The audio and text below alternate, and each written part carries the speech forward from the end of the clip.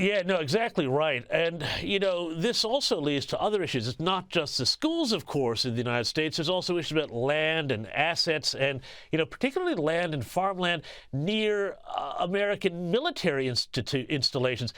Big controversy this week in Arizona, where the governor, Katie Hobbs, she's under fire for vetoing a bill that would have banned the Chinese government from owning a stake of 30% or more of any property in the state. Now, Hobbs argued that the bill lacks implementation criteria and opens the door to arbitrary enforcement. But when you think about this in the context of the Chinese Communist Party's war to undermine the West, which it sees as a rival and has a long history of doing this sort of thing, it would seem that this would make strategic sense. Here in Australia, we have a fight to get our port of Darwin back, which is a critical port. It seems that this would be a no-brainer in the U.S. Yeah, it should be a no-brainer. Certainly Arizona's that's the case. In California, Governor Gavin Newsom vetoed a bill. The bill in California, it was passed by Democrats and Republicans with strong majorities in the state legislature.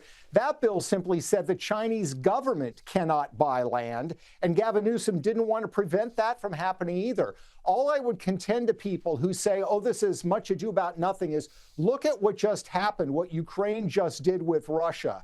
And I say good job, rightfully so.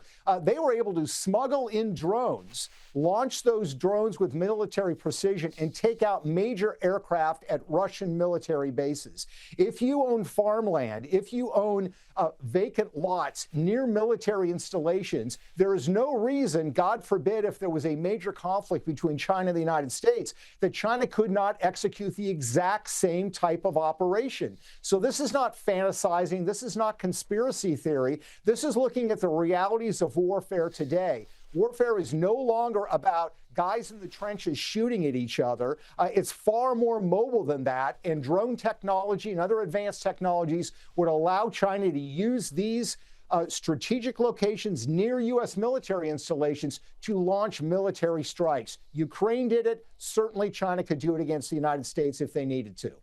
Peter, I'm so glad you mentioned Ukraine, because that was exactly my thought when I heard those reports out of Russia, and I thought it won't always be the good guys who are manning those drones. Peter Schweizer, thank you so much for joining me on the U.S. Report.